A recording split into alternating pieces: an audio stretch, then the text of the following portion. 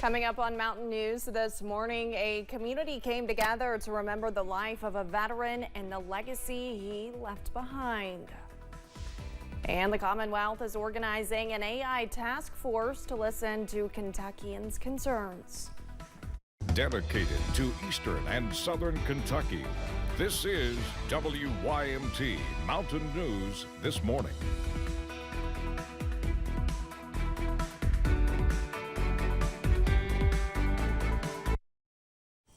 Good morning, I'm Olivia Calfee. We are coming up on 5 a.m. on Wednesday, July 10th.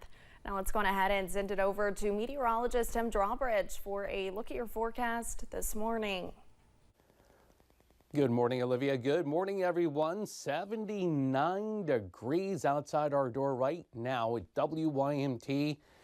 Trust me, it's gonna get better slowly as we head through the day. A few areas dealing with some fog early on this Wednesday morning. Temperature-wise, not only 79 outside our door here in Hazard is also 79 at Jackson, 79 Pikeville, 81 Prestonsburg.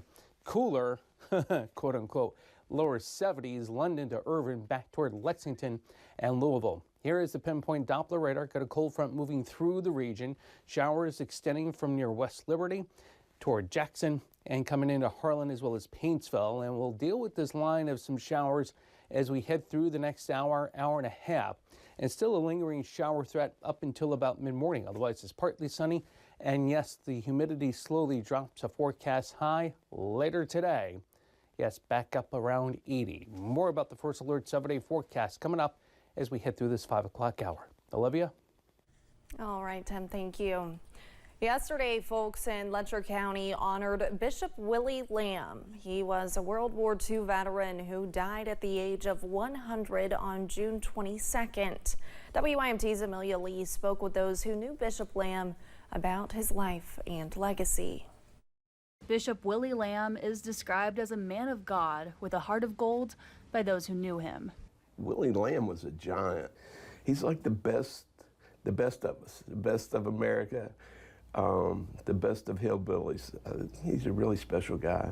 He served in many different roles during his lifetime and was an East Kentucky Leadership Award recipient. He left the mines in 18 when he was drafted for World War II. He made the invasion of Normandy. He felt like that was his calling, to serve, to take care of people in need. The group Lower Letcher flag wavers paid their respects to the bishop as the hearse drove by Tuesday morning. Just to honor him, you know, even though it was no procession, we felt like we should honor the veteran. That's what it's all about, is the veteran. David Chaltis, one of the flag wavers, says he will forever be inspired by Bishop Lamb. I remember the very first time I met him. His spirit was so alive, and I mean, you could see that smile in his eyes when he talked. But the good bishop was a lifelong member of McRoberts. Chaltis says the community will still feel the sting of his loss. But also a happiness, because I know he's home, and he touched so many lives. Willie was just an icon in this area. A legacy that lives on. In Whitesburg, Amelia Lee, WYMT Mountain News. A visitation and memorial service were hosted on Saturday at the One Church of God Militant Pillar and Ground of Truth in Akron, Ohio. A new Kentucky task force met yesterday to talk about artificial intelligence in the Commonwealth. Lexington Republican State Senator Amanda Mays Bledsoe is the co-chair of the special committee. At Tuesday's meeting, a representative from Microsoft gave local leaders an overview of how AI works in the private sector. The task force will develop recommendations on Kentucky's rules and regulations for AI. There are very understandable concerns moving forward about the rapidly changing technology in terms of biased outputs, disinformation, or poor data privacy. So our goal is to ensure Kentucky remains proactive in embracing these technology offers and also protecting the public for some of its challenges moving forward.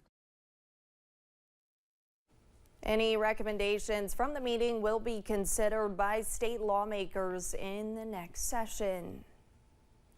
Yesterday, the Appalachian Arts Alliance hosted a live comedy event. The Great American Punchline was a free show open to the public. It discussed topics that are happening in the country and addressed it in comedic ways. Executive Director Tim Deaton says events like that one and other Arts Alliance sponsored events promote a sense of community.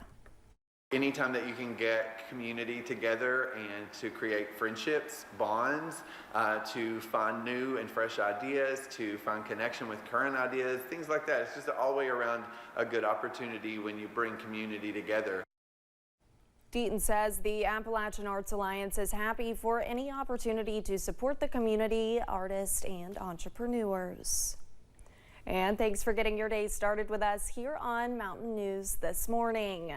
When we return, America is known for spending big on military, so we'll take a look at one of the world's state-of-the-art aircrafts. And temperatures as we wake up on this Wednesday morning, these aren't the afternoon highs. Well, actually, for some of us, they will be. Cold fronts moving on through. Do we continue to trend cooler? And how about losing the humidity?